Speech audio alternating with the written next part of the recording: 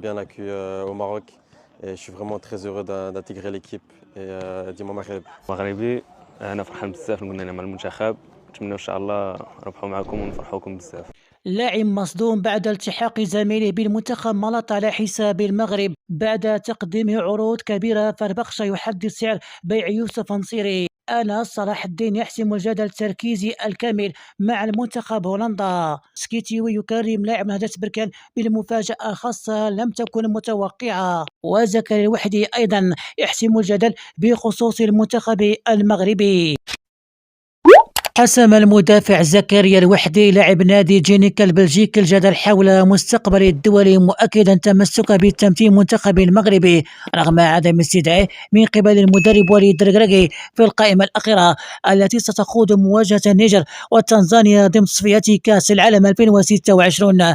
ونفت تقارير صحفية يوم الاثنين صحة الشائعات التي تحدثت عن إمكانية جاء الوحدي لتمثيل منتخب بلجيكا بعد غيابه عن تشكيلة أسود الأطلس.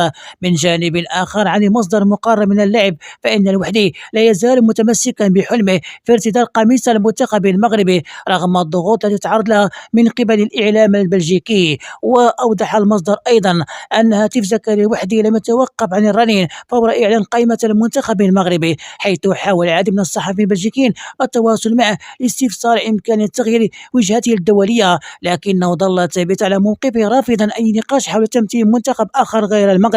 وأضاف التقرير أن اللاعب يدرك مدى قوة المنافسة داخل المنتخب المغربي، لكنه مستعد للمثابرة والعمل بجدية لحز مكان له في صفوف أسود أطلس مستقبلا. ورغم غيابه عن قائمة الحالي يؤمن الوحدي بأن الفرصة تأتي يوما ما، وهو مستعد للانتظار والقتال لتحقيق حلمه بتمثيل بلده الأم.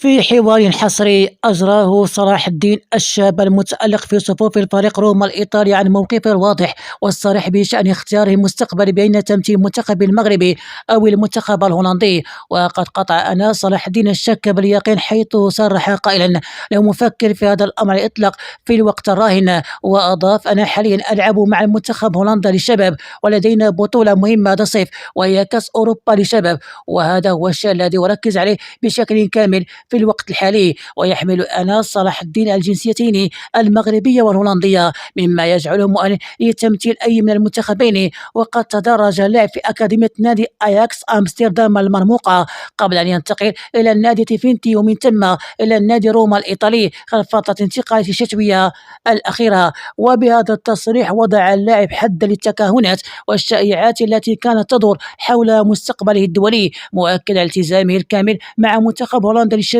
في وقت الراهن وتركيزه على تحقيق أفضل نتائج في البطولة كأس أوروبا للشباب القادمة. فربخشة يحدد سعر بيع يوسف نصيري. وفي التفاصيل أصبح يوسف نصيري محط الأنظار العديد من الأندية بعد تألق الكبير في الدوري التركي، حيث سجل 26 هدفا لفريق فربخشة حتى الآن. وفقا للتقارير الإعلامية تركيا تدرك إدارة فربخشة جيدا أن القيمة السوقية المتصاعدة للمهاجم المغربي ما دفع إلى فتح الباب والتفاوض على بيعه مقابل 4 مليون يورو خلال فترة الانتقالات الصيفية المقبلة. وكان نصيري قد انتقل فربخشة الصيف الماضي بصفقة بلغت 19.5 مليون يورو، وهو رقم قياسي في الدوري التركي. ومع استمراره في التألق قد يحقق النادي مكاسب مضاعفة من بيعه. وحسب المصادر ذاتها فإن عدة أندية إنجليزية تتابع نصيري عن كتب أبرزها ويست هام يونايتد ومانشستر يونايتد وأرسنال، إلى جانب اهتمام من نادي النصر السعودي. قدم طارق سكيتيوي مدرب المنتخب الوطني المغربي للمحليين مواليد 2000 فأكثر لفتة مميزة للاعب نهضة بركان خلال معسكر النخبة الوطنية احتفاء بتتويجهم التاريخي باللقب البطولة الاحترافية لأول مرة في مسيرة الفريق البرتقالي.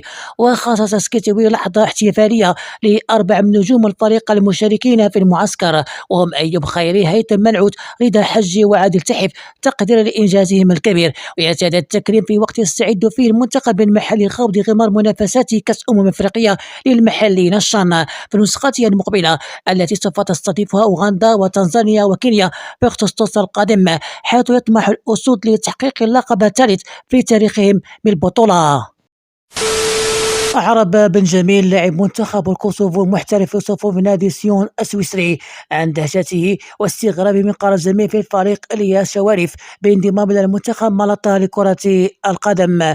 من جانب آخر جاء القرار المفاجئ من شوارف للمشاركة مع المنتخب مالطا في التصفيات المؤهلة لكأس العالم 2026. وفي تصريح صحفي علق بن جميل على هذا القرار قائلا: أعتقد أن الياس يمتلك كافة المؤهلات والقدرات التي تؤهل اللعب مع المنتخب المغربي، ولكن بعد أن اتخذ قراره النهائي قمنا جميعا بتهنئته وتمنين له التوفيق.